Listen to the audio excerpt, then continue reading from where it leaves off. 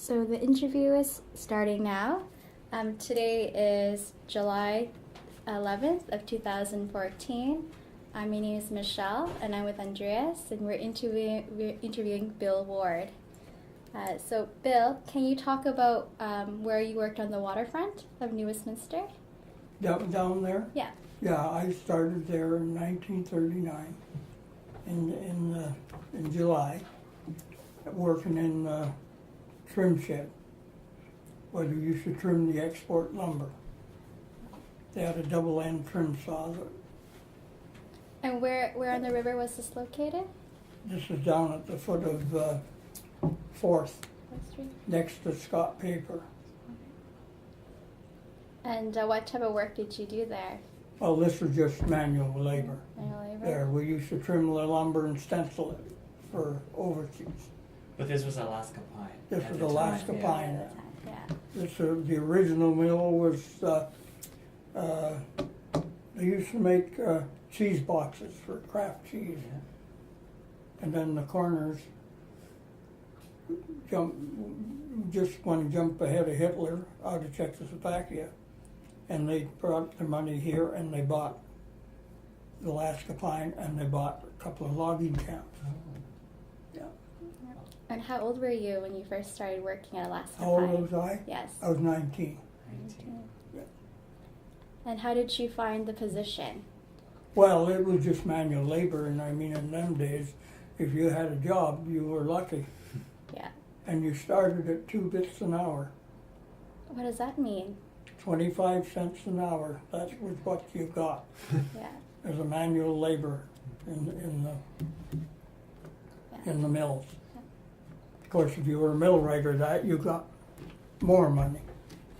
But we worked it up to, well, before I went in the army, we were getting 55 cents an hour. That was good money then, Yeah. back in them days. That's double than your Yeah. initial pay. Yeah. And were you doing different work? No, Same thing. I was still in the trim shed. Yeah. And what were your shifts like? Shift? Yeah. Well, it was strictly day shift at first. And then they wanted to produce more, so they put on an afternoon shift. So we used to work 2 shifts. Okay. And we'd work 1 shift days, 1 shift night. I hated the night shift, so Oh, couldn't and- sleep, in the daytime. Yeah. And would that be an 8-hour night shift? Yeah, you worked 8 hours. Yeah. And I guess that means the mill operated 24 hours. No, No? they would maybe go on a 24-hour shift, and then they'd go off of it. Oh, okay. Yeah. But more after the war, they weren't. They worked 3 shifts, 3 shifts. Yeah. and then the lumber dropped, and they weren't selling it. They'd cut down to 2 shifts. And where was the lumber coming from? The lumber, well, we produced the lumber Oh, yeah, sorry. I mean, where were the trees harvested from? up on the coast. On the coast? Yeah, they had a logging camp up at top end of the island, and they had another one up at Cultus Lake. And they used to bring the logs down, and they had a storage here where you can see now on the river. They store logs there now. Well, that used to be called AP5, and they used to store the logs there, and they'd either bring them to our mill, or they'd take them down to Marpole to our other mill. Yeah. And were there different types of trees that were used? Oh, yes. Yeah. It was normally, when we first started, it was all hemlock. They sort of brought the hemlock market in. Hemlock, they didn't want it. No. Fir was what they wanted. Hemlock made good paper though. Oh, okay. And then, also we had 2 pulp mills, Wood Fiber and Port Alice. And that's on the on island. the island. Yeah. Yeah. Well, Wood Fiber was up around Squamish. Yeah. So did you ever go up there on wood fiber? Work Yeah. up there? No, I didn't No? work there, Well, you but visited. one of the the engineers after the big fire, Yeah. and he came down to Marpole for a while, and we were quite friendly, and we went over and visited him. You had to take the ferry over Yeah. Yeah. across the inlet there. So how did you get your job at 19 at Alaska Pine? Did you apply? Yeah, Was yeah. it through a friend?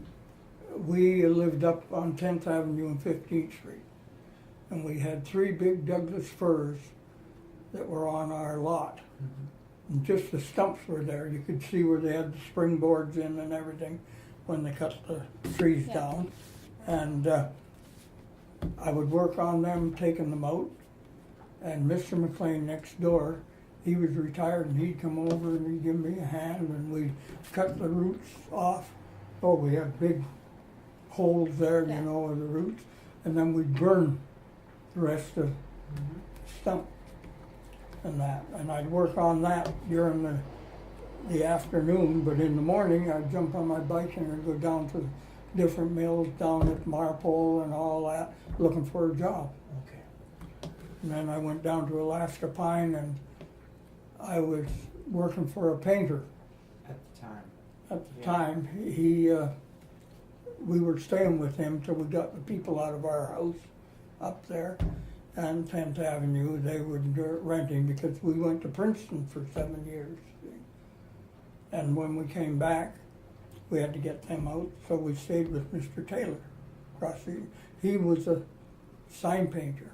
He used to paint the big Gregory Price signs here in Westminster. Oh, he was beautiful pictures he painted. And he did all this gold work on that. But anyway, he wanted me to go and work for him. So I did. I worked for him for a year, I guess. Yeah. Then I got the job at the mill because I knew how to stencil. Yeah. And you had to stencil the end of the boards. How But did you learn to stencil? Hmm? How did you learn to stencil? Oh, well, stencil was nothing. You have a stencil and you just put it on the end of the board. Oh, yeah. So consequently, in the trim shed, there were 6 of us. 2 used to feed the saw, 2 used to take out away and pile the lumber, and then they moved it down, and the 2 of us would stencil. And we used to change, every 2 hours. Oh, nice. do everything, yeah. You said that you would go to Marpole, even up to Marpole to look for jobs. That's quite far. How did you get Well, there? down to where the Pacific Pine was. Yeah. That was down Boundary. Oh, Boundary. Down around Yeah. Boundary Yeah. there. Oh, there's nothing going on a bike. Oh, Right yeah? all over on a bike. How long would it take you to get down to Boundary? Oh, not long. Not long? No, Yeah. not too long. Yeah. And that, so I got lots of exercise there. Yeah. Or I'd go and play tennis with one of the guys over in Moody Park. Wow, that's quite far too. The bike ride. Yeah. So you said that you worked with 6 guys. Yeah. Was that standard for Yeah. stencilers? Yeah, there were 6 of Yeah, us there. 6 of us. And then on the other shift, they split us up and got 3 more new fellas. Oh, yeah.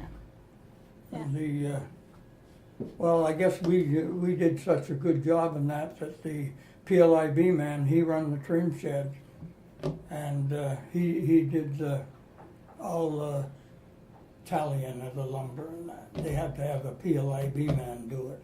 That's the government inspector. Oh. And so he sort of run it, was the foreman there too, and he'd come and ask me and Herb Mighton, and he'd say, Bill, you 2 got any friends that need a job? We got to put another shift on. So we did. We got my cousin came and worked there, Brian Ward, and Herb's brother George, he came and worked there. And we got quite a few fellows on.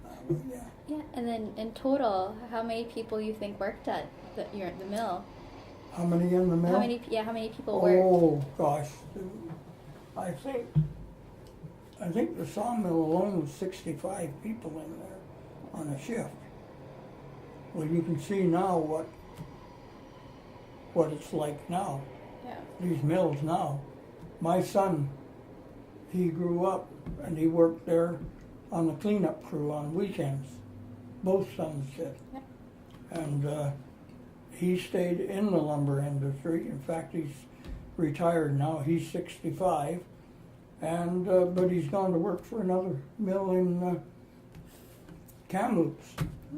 You know, he's got quite a good job there. Yeah.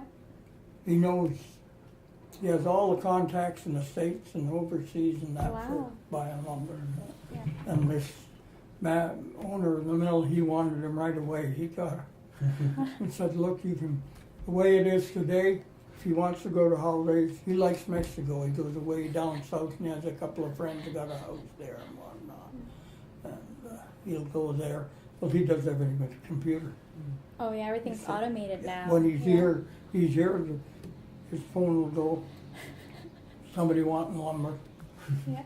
So he's So he deals with the business aspect of the lumber. He deals with the business aspect. yeah, he went to BCIT and took business and I forget what else it was. Yeah. He hated school. Yeah. Oh, he really hated school.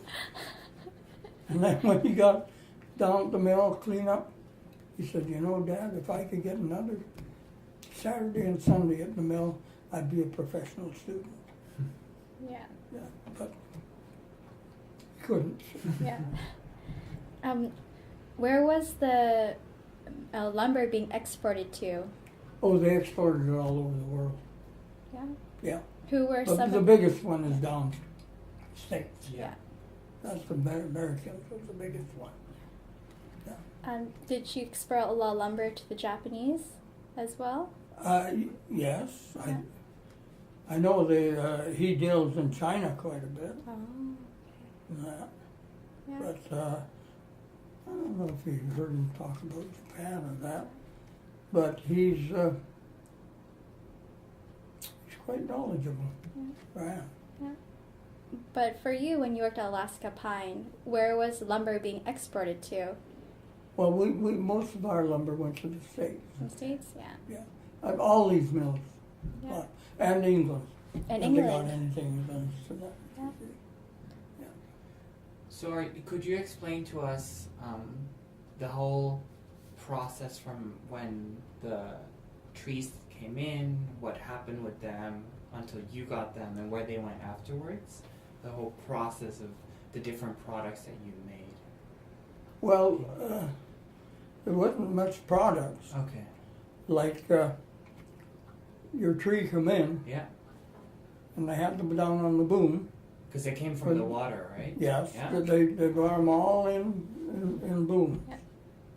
Well, now they don't want them in the river because they're bark and everything.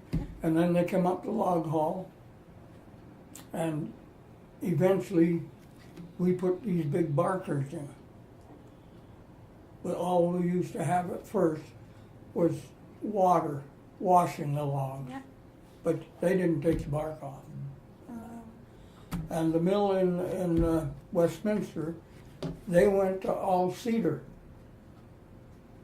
They had so much cedar, you couldn't sell it and that. So they started cutting the cedar at our mill because the conveyors were made and could take that stripped cedar bark. Yeah. And so we went to cutting cedar, and they pretty well, they started making paper from cedar chips too. And that, and the mill down at Marpole, it stayed on hemlock, did all the hemlock. But the one at our mill, when we went to that cedar, we even put these what we called shakers, where we'd go over and the sawdust and that from cutting would go down, Yeah. and that was shipped to Japan. Oh, okay. And they used to make board out of that. Okay. And the cedar bark, we had when they built the highway alongside the Burnaby Lake, Yeah. and it sinks, Yeah. they were hauling the cedar bark from our mill, and they said that was the best stuff to put in For Phil. for filling it. Yeah. Yeah. Because you take there, they put sand across the river there, and the road's like this now. Yeah, it's undulating. Yeah. Yeah. But with the cedar, it worked out fine, bark. And the hemlock barks, they took hemlock barks and they mulched it, and they sold it for gardens and that. But they also made what they call down there, we had a reflow plant in Marpole, where they made the hemlock, and they made it for drilling oil wells. It was a lubricant Oh, okay. for drilling and that, but they got something else now. They went out of that and everything. Everything is escalated, you know. Like my son worked for West Fraser up there, and he said the big mill they had up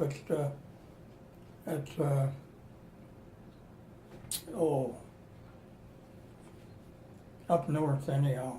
There, I can't think of it now, on the highway going to Edmonton. The one there.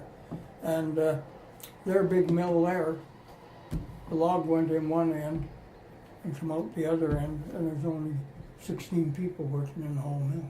Wow. That's it. That's how it's got. And they cut 4 times as much as we used to cut. And we were considered as a big mill. Fraser Mills down here that used to be there was one of the biggest in the world. Yeah.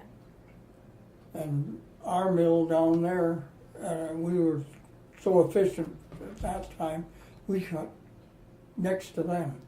Wow, they're huge. Yeah. Yeah, they were pretty good here. The corners, they upgraded the mill, and everything that. And of course, I came back out of the Army. I went on the maintenance. I spent 5 years in the Army, and then when I came back, and I was a mechanic in the Army and that, and Leon Corner was the older brother, and he pretty well run everything. And when I talked with him, he said, well, you'll go in the garage. But Tommy North was personnel manager then, not Tommy Reeves, like the fellow I said there. And he said, well, Bill, we'll have to, he said, you go in, well, we'll have to take somebody out, put you in. But he says, how would you like to go on the millwright crew? So that's how. And then I got to welding. Then I got to run the welding crew. Wow. And then the chief mechanic died, heart attack, and then I took over the garage. Went there. And how many years would have this been from you becoming? Well, I worked for them for, I retired from there in 1978. So it's 39 to 78. So But I ended up at Marpole. Yeah. And how 2 mills could be so different, personnel. Can you talk a bit about that? How? About Marpole? Yeah, the differences. Well, I had the plant chairman was one of my mechanics, and he should have been a butcher or a baker. But he was there, so I retired from the mill at 78. I was 58 then, and I went into business for myself. And Royal City Bedding was down here. Ross McDonald, I used to do his maintenance work. And then there was another plant across the river. I did their maintenance work. And there was one in Lintern Docks. I did their maintenance work. And I worked on my own till I was 75. Wow. Then I said, That's it. well, I had just one plant then. After that, I'd let the others, as they sold them, I let them go. And so then I went at Jack Horner was the one that owned the plant across the river.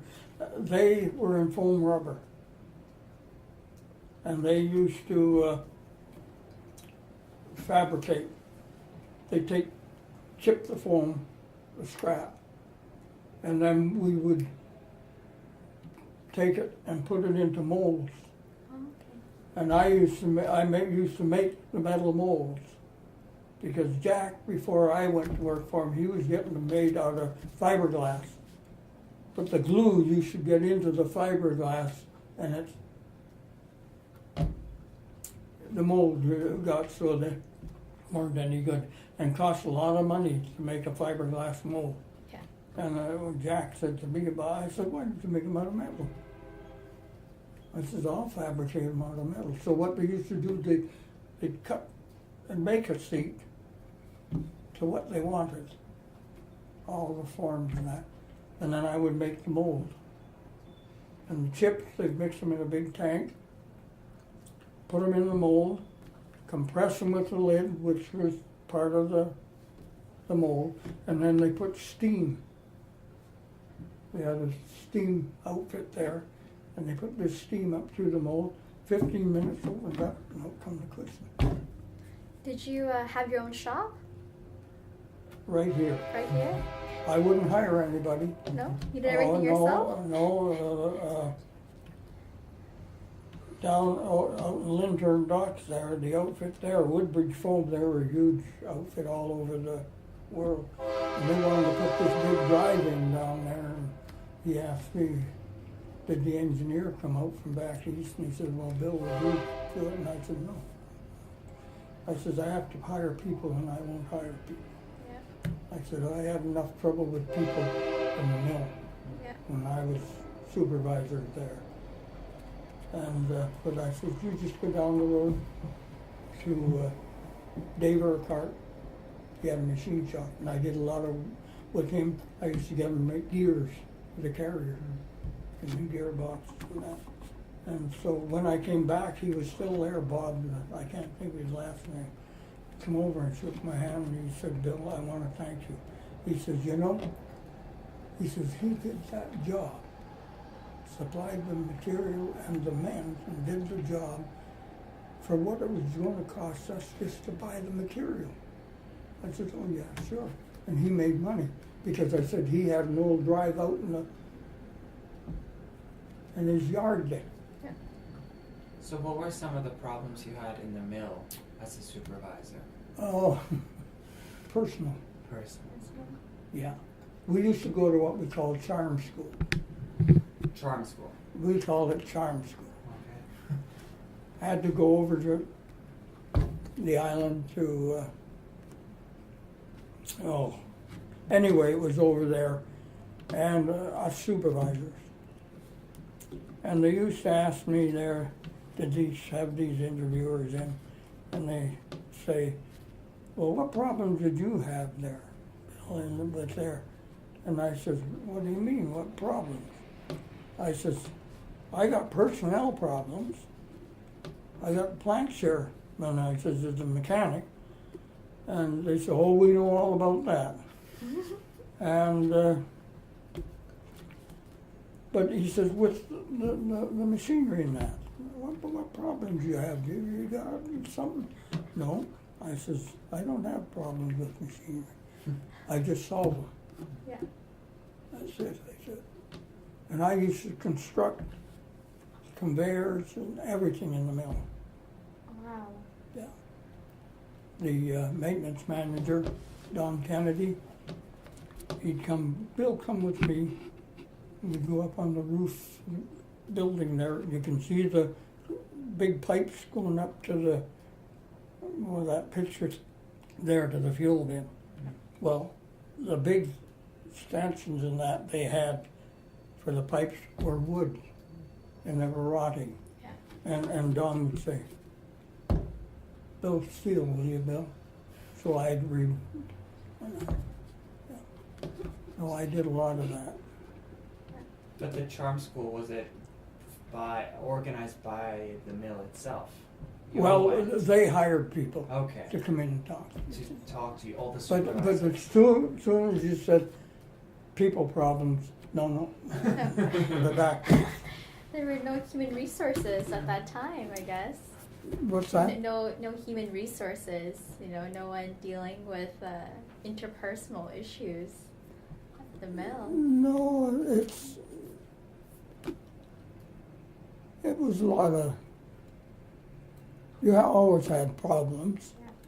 but, well, you had the union. And the union, I know when I was in the union, you had to fight for everything you got. And they sort of got bitter. So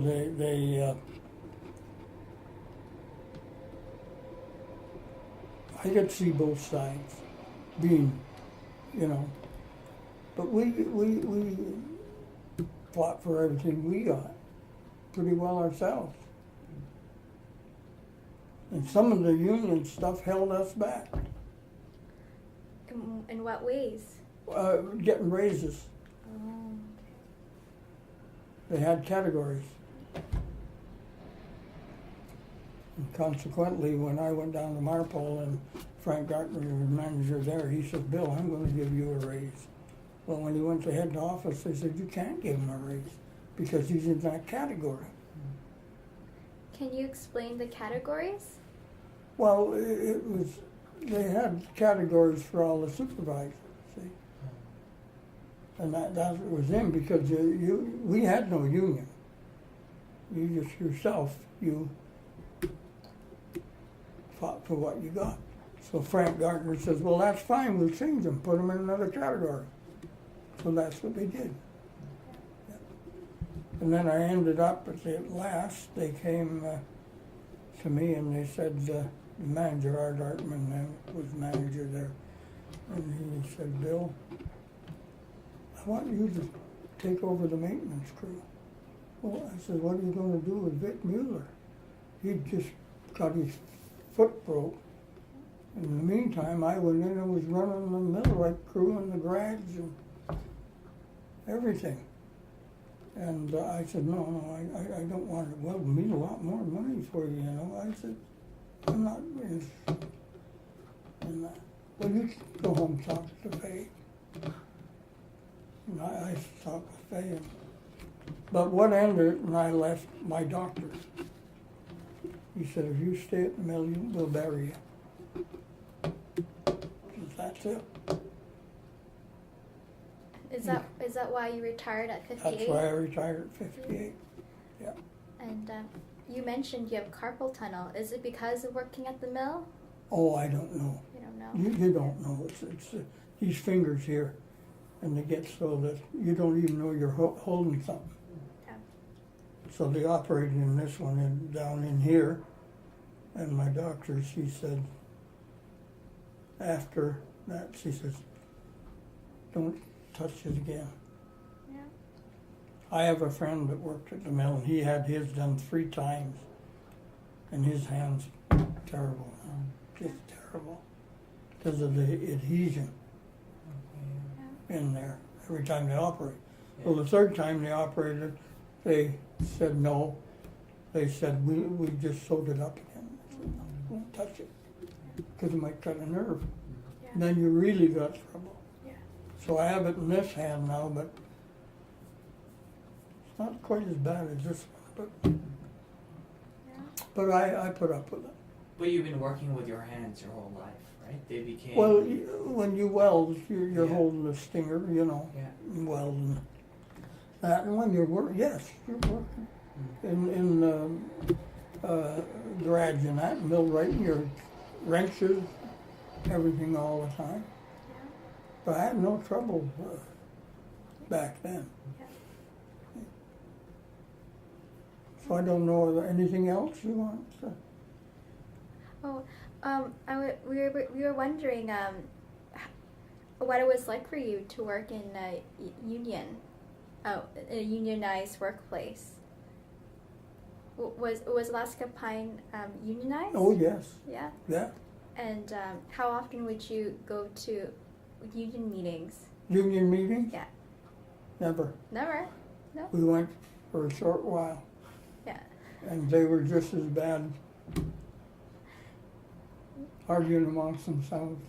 Yeah. So Yeah. What union was Alaska Pine a part of? IWA, IWA. International Woodworkers of America. Oh, okay. Yeah. And I guess there was a local here? Yeah, there isn't No anymore. one is anymore. Yeah. They were over on the corner of 8th and 12th, at the last. Yeah. Yeah. Did you ever run for any executive positions? Executive? For union? For the union? No. No. No, No. no, I bother with that. Yeah. And so, do you think that the union was a good thing? Did it help? You said earlier. Oh, that yeah, sure. sometimes it- Oh, yeah, certainly it helped. Yeah. It helped. Union helped a lot, yeah. And so, what were some of the best things about having the union there for you guys? So, what part of it was? Well, they fought for you. Yeah. Yeah. We had, we were doing a big job down in the planer mill there, and we had to put this big conveyor in. And I had mechanics, welders down there working, and they gave us one of the planer men to work with us, help us out. And we were lifting the conveyor in because you couldn't hook onto anything or that. You couldn't get the lift truck in to do anything, so we had to pull it in. And come back after, and the fellow was there, and he said, "Oh, Bill, my stomach, I gotta go home." So he did, and he went to the doctor, and he collapsed 10 feet of his bowel from lifting. Oh my goodness. Well, the union had to fight for him because the compensation board said, no, they argued about it. And I even, I even went to the meeting. They had us at the meeting, and George Mighton, one of my welders, he went with, he had to go. And it was just like a trial.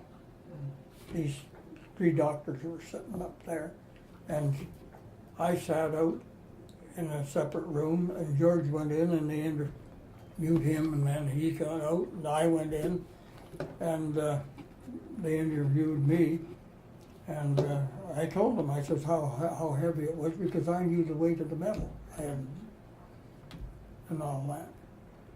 And so anyway, and then one of the doctors said, "Is he a friend of yours?"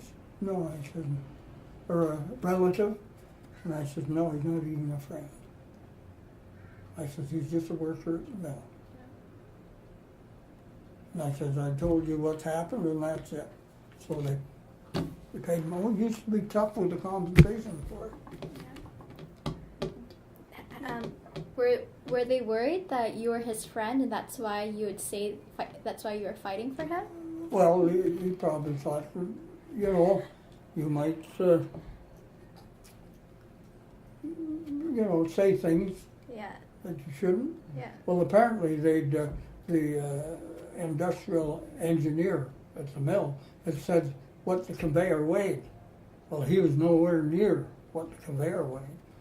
And then when Don Kennedy came to me, the maintenance supervisor, he said about it, and I said, "Well, Don," I said, "he's way out." Yeah. I said, "This is what it weighed." And I said, "I'm not going to lie." Yeah. "Oh, no. Mm-mm." I said, "You just tell them exactly what happened." Yeah. So that's what we did. And they paid his bill and everything for doctor and operation and all that. Yeah. That's good. Can you talk to us about the fire that happened here in 1966 at Alaska Pine? I could talk a bit about it, but I was on holiday. Oh. And one of my, there was 2 of my mechanics working, and Bob Turley, he lived out in Surrey, and he was a volunteer fireman in Surrey. And he said, "Bill," says it was a comedy of errors. But the fire started between the 2 mills, Scott Paper, that's still there, Yeah. and our big warehouse. Kids set the grass on fire. Oh my gosh. That's what we were told. And no water. The water? The mill was well sprinkled, but they pulled the switch and the river pump where it would fill the sprinklers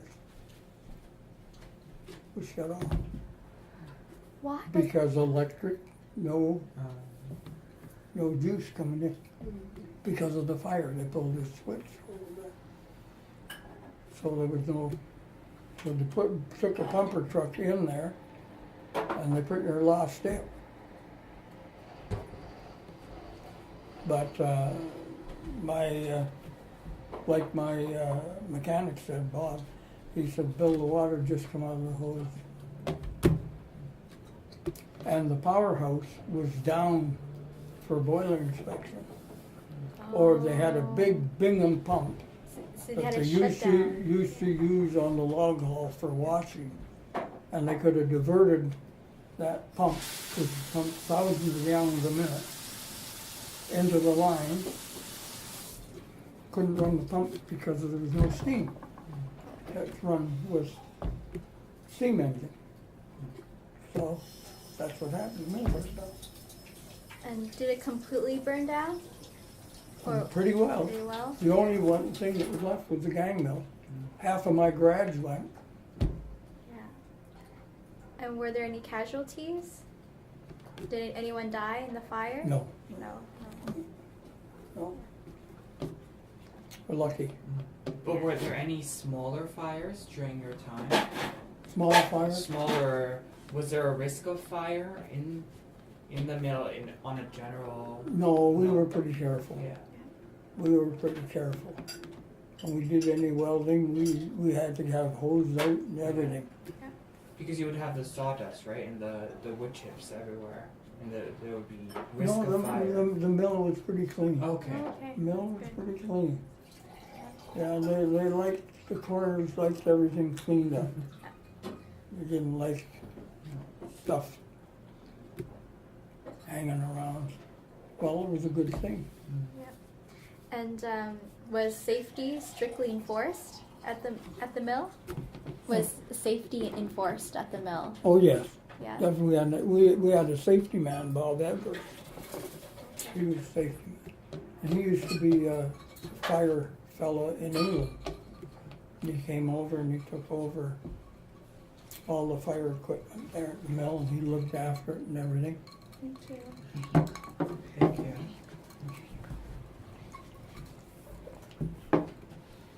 And what would happen if you saw someone that was doing something unsafe? Would you, if an employee was doing something unsafe, would you address the problem right away? Oh, definitely. Definitely. Yeah. Oh, we used to have safety meetings all the time. Regular. Regular? How often were those? Oh, they were regular, very regular. Yeah. Supervisor used to hold it in each department. Oh. Thank you. Sit down. Make yourself at home. Yeah. I'm at home and I wish you all were. That's an old saying. Yeah, you know what I'm saying? That's what my uncle used to say. So what were the safety risks? Safety? So what were the dangers in the mill that you would address? In Oh, the you got meetings? a lot of danger. Okay. Can you- Fellas got their hand cut off. Yeah. Especially when they had the box factory. Oh. They had a box factory there, see, originally. They used to make ammunition boxes during the war. Made a lot of ammunition boxes. And they had cut-off saws. And they take away. Or they had rip saws. Yeah. And guys with no thumbs. So what was it normal to see workers missing fingers and? Oh, it wasn't, it didn't happen all the Yeah, time. No. yeah. You may go years Yeah. Yeah. and not have anybody. Then all of a sudden, like in the mill there, when it happened when I wasn't there, I was in the army, I think. But some fellow went in behind the big edger, the end, and it kickback. It killed him. Boy, shot the lumber out just like a bullet and hit him, and that's big Yeah. pieces that are going through that edger. Yeah. So you had to be careful. How about the young fellow that got electrocuted? Well, yeah, that happened too when I was in the Army, but they used to hire quite a few university students to work on the weekends with. And they had this young fellow, they were telling me he was working with an electrician. And the switch was pulled and everything. And the electrician said, "Go put the switch in for me." Well, I don't know what happened, but he put the switch in. And when you put a switch in, you don't stand in front of the box. You use your left hand. And if the box blows, you might get, well, hit him right in the face. And they said he came out of the mill and he fell off the end of the ramp where he come out downstairs. And Fred Feber was the head welder then.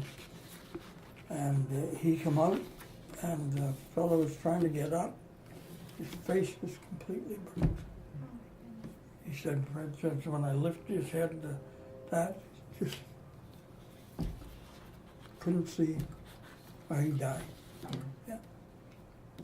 That was a bad accident. Yeah.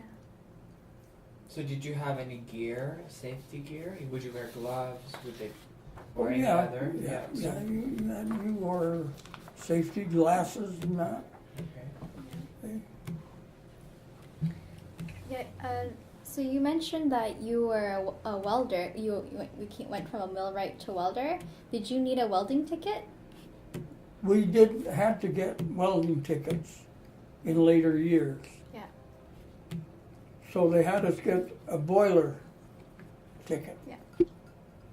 Well, we never welded on the boilers, and I was quite friendly with the boiler inspector, Benny, and he used to come in and we'd have to weld a pipe positions, and we'd have to weld a plate on the flat, and then we'd have to weld a plate vertical. And you cut coupons, clean them up, and he would take and they would test them. They would break them, and for bends and everything like that, and they got to be perfect. Of course. Yeah. So we had to do that every year, and that was a condition of employment. As a welder. If you didn't have a ticket, they didn't believe in it. The boiler inspector said, "That's not right, because you're only welding to do what we want you to do on a boiler or a pressure pipe." Used to get 5 cents an hour more if you had a ticket. Oh, and where would you go to get the ticket? Would you go to a No, technical school? at the end, you had to go to the trade school. Yeah. But we just did it right in the middle there. Okay. Yeah. Half would do it one time and another half the next time. And would there be shutdowns at the mill for maintenance? No. No.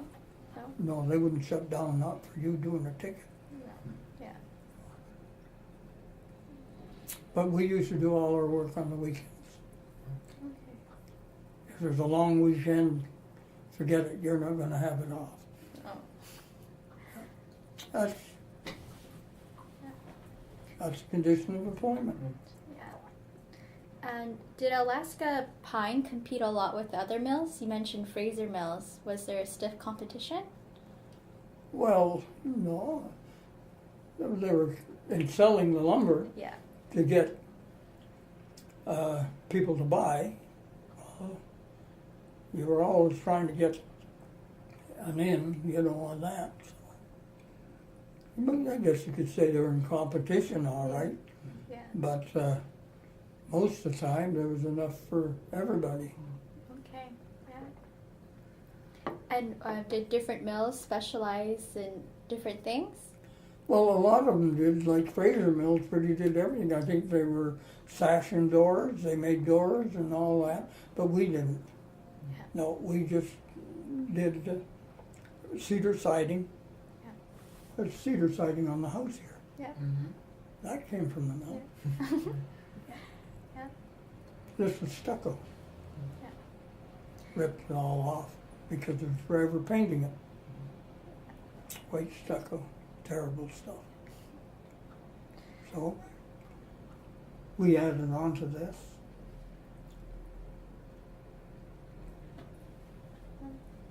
Did you ever meet the Corners? A what? Did you ever meet the Corners? Oh, sure. Yeah. Oh, they were good. They used to have picnics, took us to Bowen Island, plant, everybody, workers.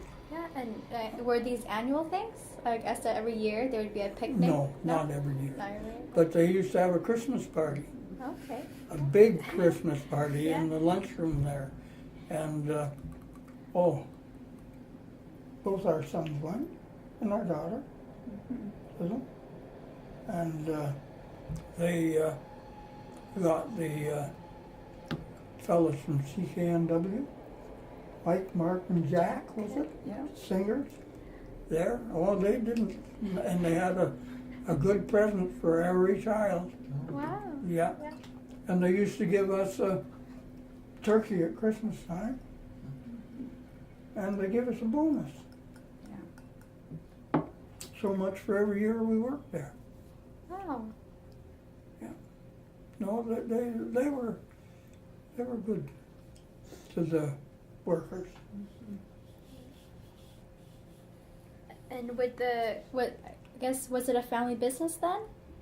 Was Alaska Pine a family business? Yeah, it was a family. Yeah. There was the three brothers, and of course they had nephews in there and Yeah. all that, you know. But they worked.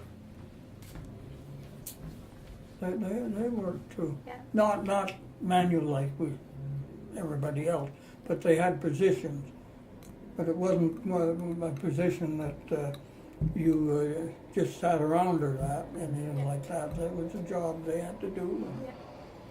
So they did, yeah. They were, I never had any trouble with any of them. With what? I never had any trouble with any of them in the mill there. It was they were quite good. So, did you work a 5-day week or did you work 7 days a week? Well, You said lots you- of times 7 days, Yeah. if you're on maintenance. And were there set hours you would work, or would you work until you finished the work? Yeah. Yeah. Because Sunday, the mill had to run Monday morning. So I wouldn't, sometimes I'd get home for supper. If I didn't, and we ate downtown, she wouldn't see me till Monday morning.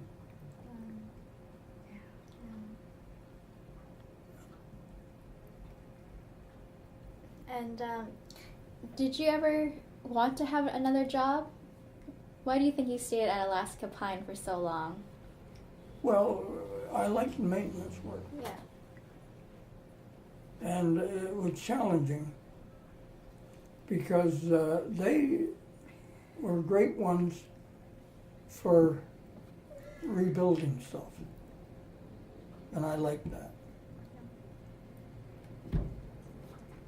It made you think, and I worked close with the industrial engineer, and he said to me, he'd phone down to the welding shop and he'd say, "Bill, can you come up here?"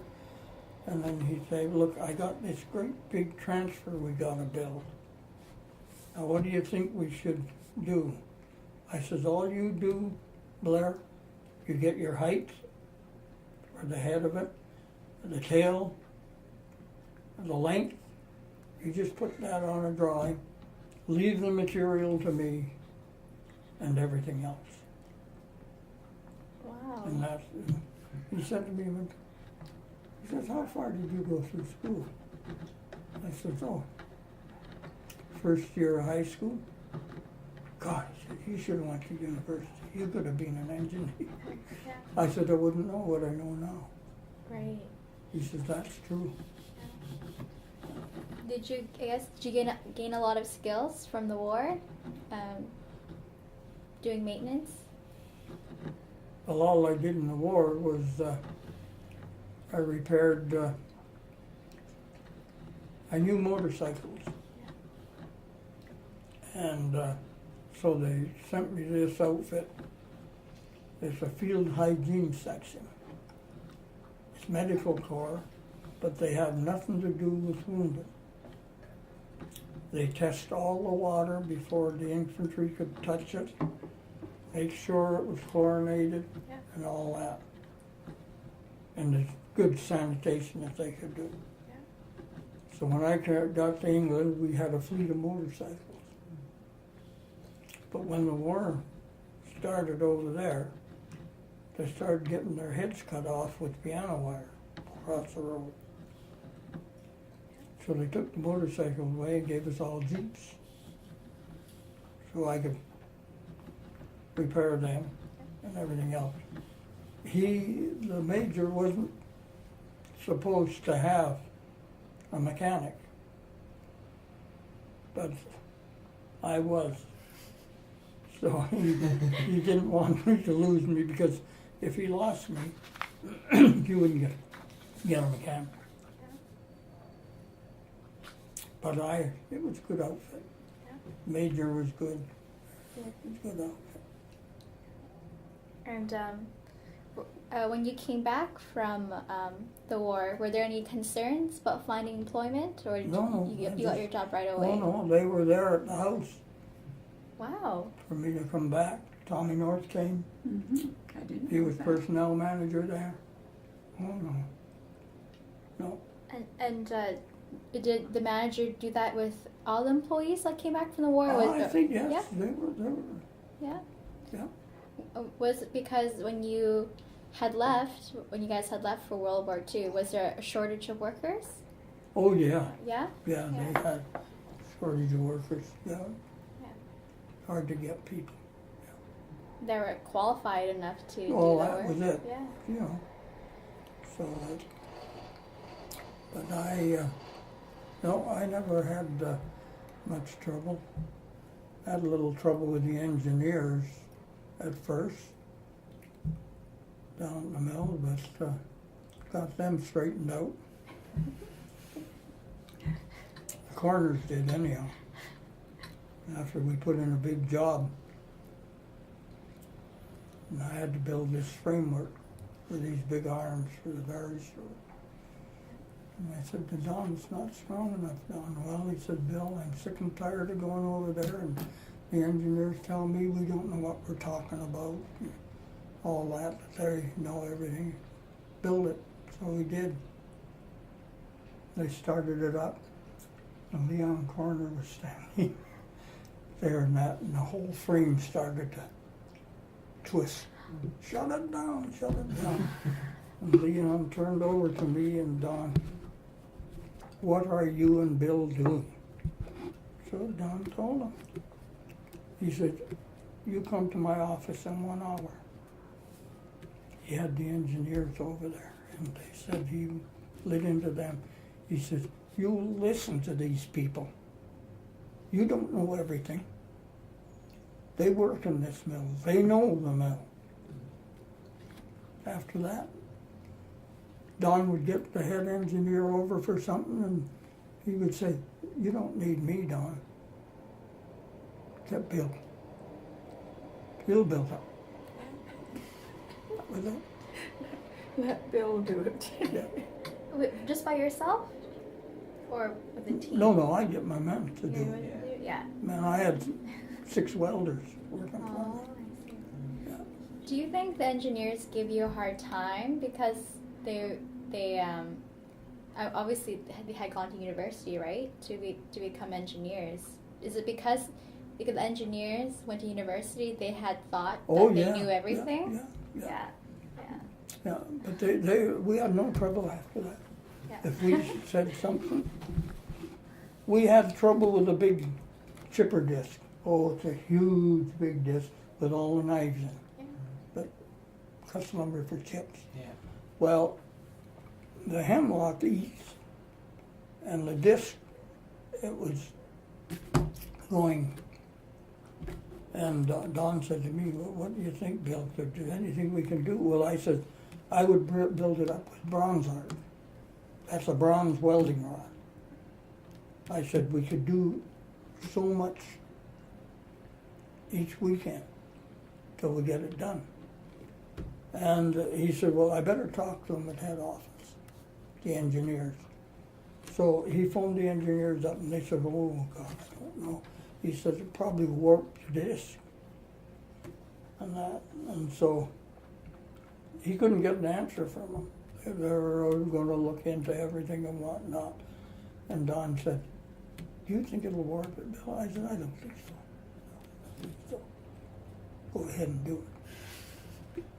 About 2 months later, the engineers said, yes, we think you can go ahead. Don said, you don't have to bother, Bill's already done it. Worked fine. Yeah. And the bronze, the acid didn't, was the brass. No, that's what I liked about the job. It was interesting. And the same with the carriers. Not when I took over the garage. We take the old carrier and we rebuild it into a new one. Oh, okay. Instead of buying new ones. Yeah. Well, if they bought new machinery, they could only write so much off. Yeah. But if you rebuilt the old ones, you write it all off. So you must have seen the changes from like mechanization, automation. Oh, yeah.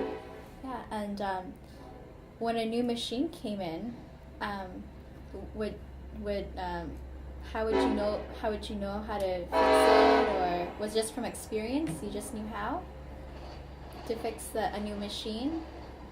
Well, if you got new machine, normally like electricians, they had a lot to do there when we got these automatic green chains and automatic planer chains, where the lumber would be ticked off and go into this bin and that bin and so forth. And they went to school. But the mechanical part, well, it's just mechanical. You bought it, if it breaks down, well, you fixed it. Yeah. That's what they had me doing for a while too, was, and when they had trouble in the planer mill, and I went in there with Don Overby. He was Yeah.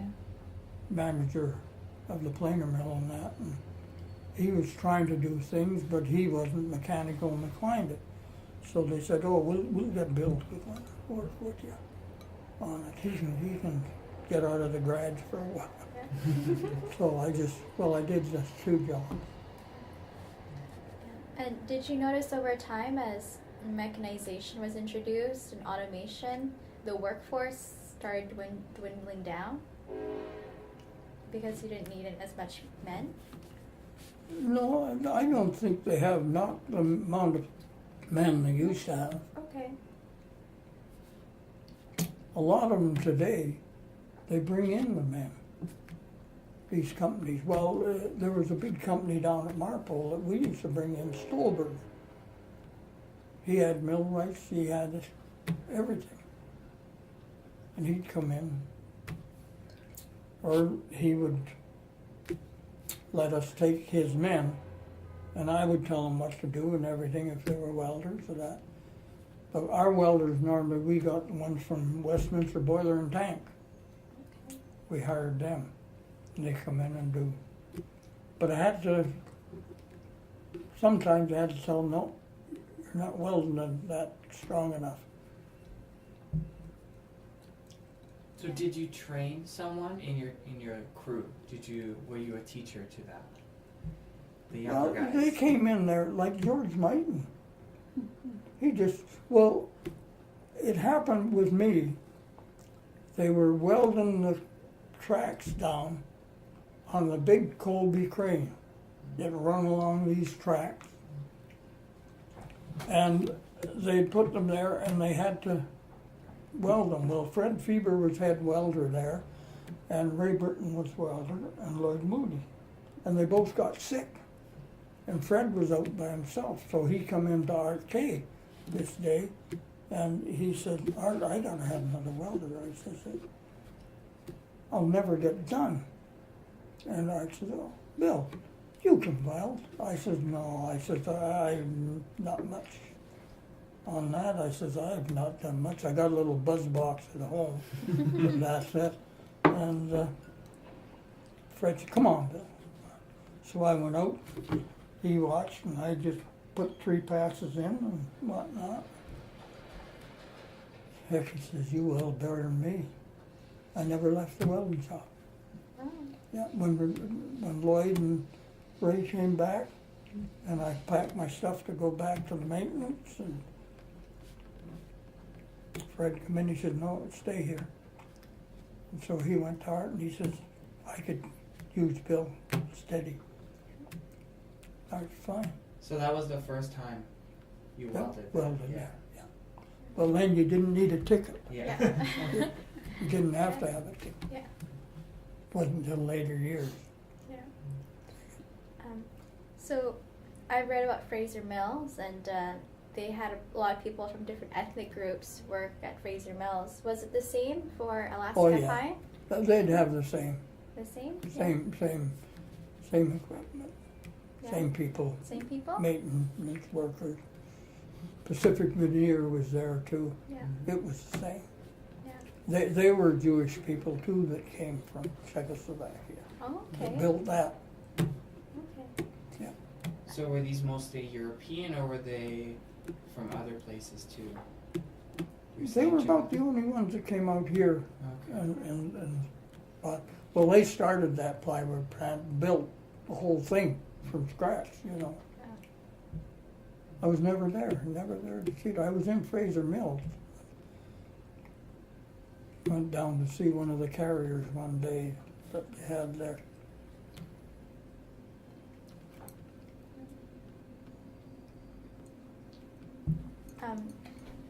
So did any women work in the mills? Oh yeah, Yeah. What were their Not in the positions? mill. Okay. they did in the box factory. Oh, the box factory. Okay. And what did During it- the war, they worked there. Yeah. They took away from the cut-off saws and piled the material on the box. Yeah. But after the war, well, that boxes went by the wayside. Yeah. They had a big box factory down there at Marple, at the mill down there too. No, it was interesting. I used to like to go up and watch the Sawyer. You had to have a good Sawyer, Uh, a head Sawyer. what do they do?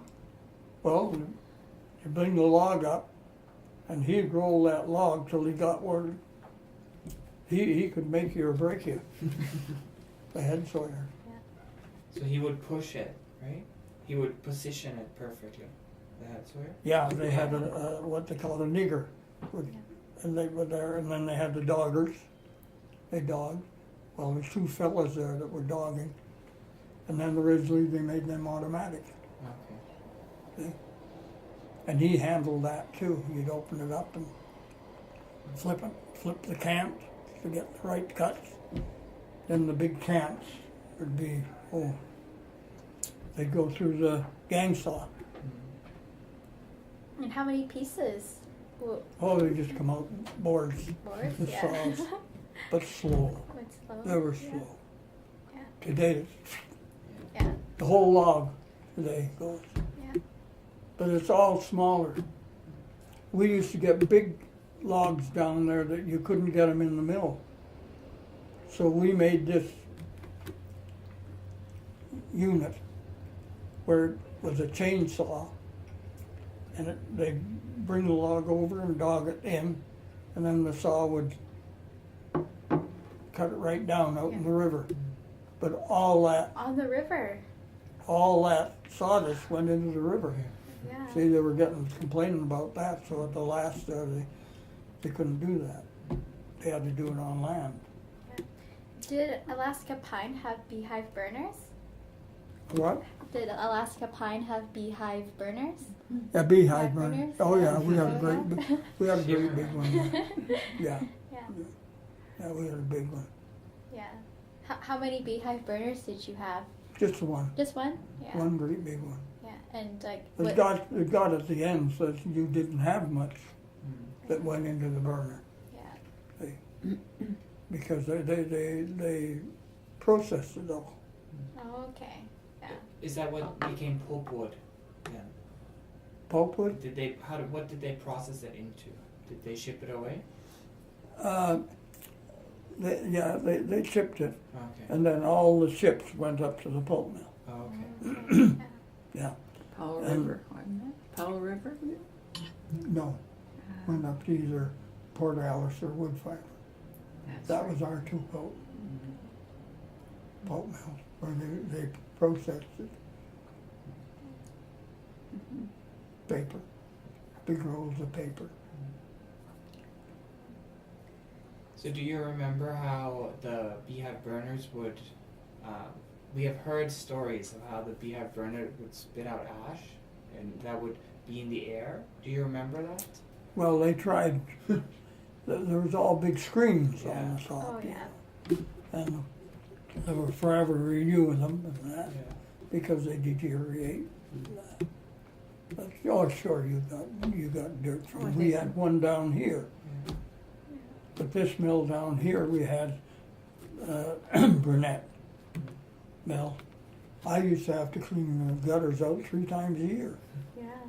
Half burnt sawdust because they were pushing the boilers Yeah. so hard. Yeah, we heard people who would hang their laundry and it Oh, just get yeah. all over That's their right. laundry. Yeah. Yeah. Yeah, it's a lot of changes. So when you look at the waterfront today, you see all the work. You know, the big companies are gone. Oh yeah, yeah, Yeah. yeah. Yeah, like well down there was Brackman Kerr and what's the other one?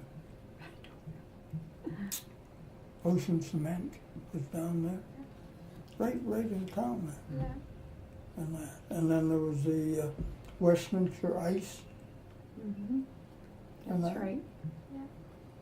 There's Pacific Coast Terminals. Yeah, Yeah. Coast Terminal. There was a big saw mill down there by the railway bridge too. Mohawk. Oh, Mohawk and Mohawk Lumber. Lumber. Yeah.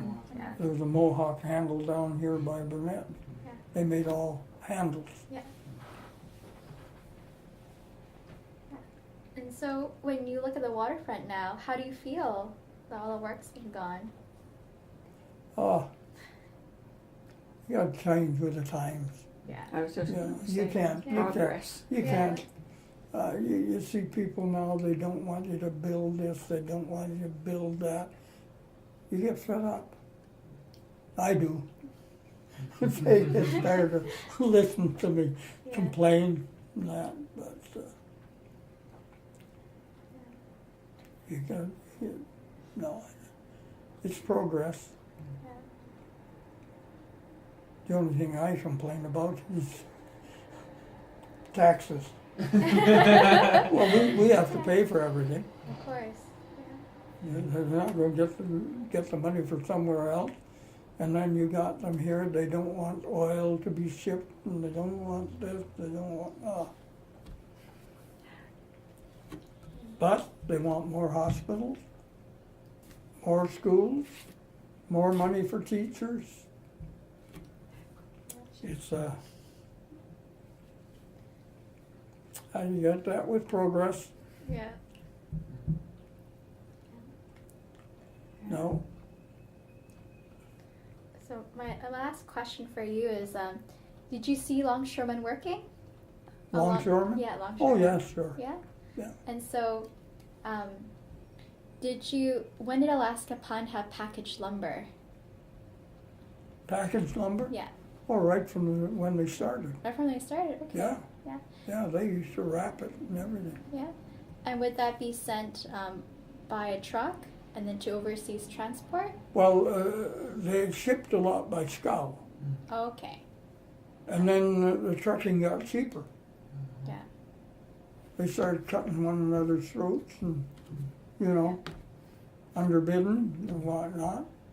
Now they're down to where they're complaining that they can't make a living. Well, Yeah. Yeah. that's the way it goes. Did you know any longshoremen? Yeah, sure. Ross's brother-in-law. Oh, He was a longshoreman. I knew one. My uncle. yeah. Wow. And then when we lived up on 10th Avenue, I forget their names, in the house on the corner, Yeah. he was a longshoreman.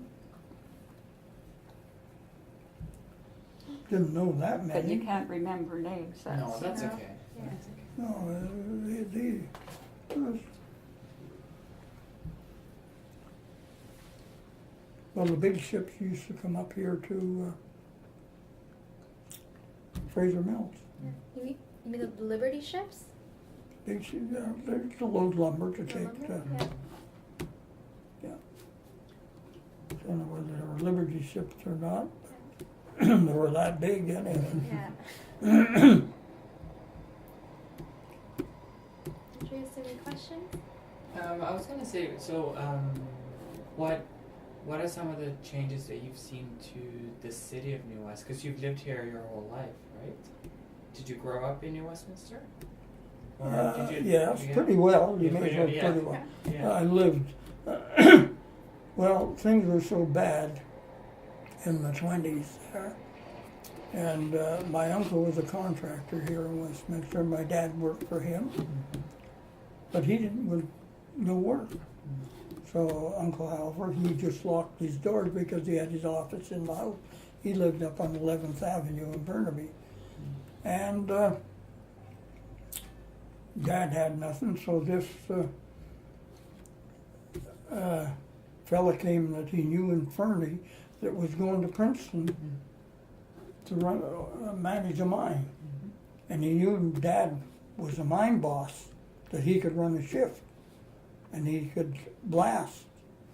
So he come and he said to Dad, would you come to Princeton? I need you to run a shift. So we went to Princeton and we were there for 7 years. And then the mine started to shut down. And Uncle Alvar came up to visit us and he said to Dad, come on back to the coast, things are opening up. I've got 2-3 jobs now. So we came back down here in 37, And how old would you have been? up at Princeton. Yeah. Oh, I liked it. Yeah. Oh, I was 10 when we went up, Yeah. and we lived out of town on this ranch where there was a mine there at Bromley. And I had a horse, had a gun, had a dog. What more could you ask? Yeah. Used to go down to Jameson's, had a dairy farm down on the river, go swimming in the river with them and everything. Milk cows. Yeah. That's, I got cows from each one of them, Wow. the milk when I went down to. Their dad was a full-blooded Indian. Yeah. Their mother was an Irish woman. And Dad was as straight as an arrow, 6 foot something. Boy, he was a good-looking fella. Yeah. You said earlier that you would sometimes, when you couldn't make it home for supper, you would eat downtown. Would Yeah. you eat at Columbia Street then? Or Yeah. did you have a place where you would go? We normally went to the Fraser Cafe, Oh, yeah. and then it shut down, and so we went to the Royal City. Royal Cafe. City Cafe, yeah. Did you ever eat at King Neptune? Did you eat at King Neptune? King Neptune? Yeah. No, I never ate in the King Neptune. No? I Nope. did, but you didn't. Yeah. No, you went with Muriel and Jim, I think.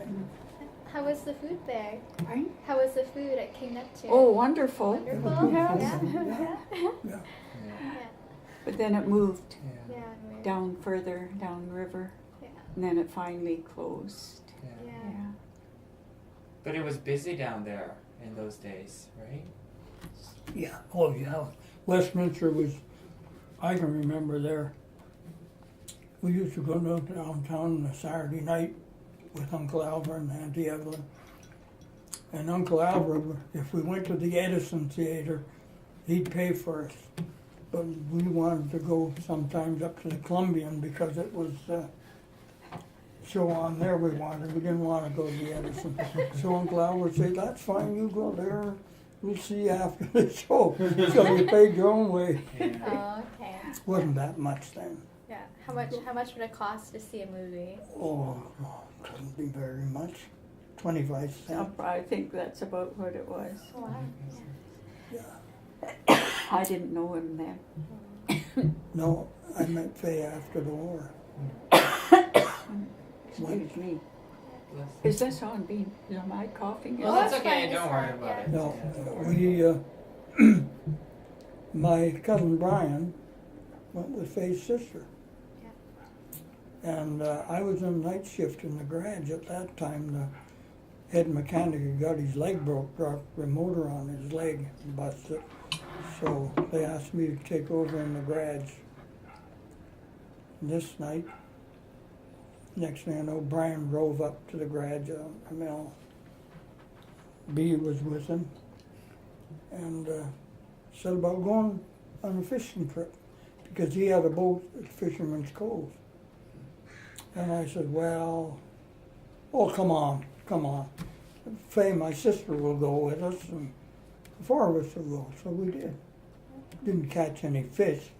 No, but I caught you. Yeah. So anyway, yeah. That's great. Did you go to high school here? Oh, Did you go to high school here in New Westminster?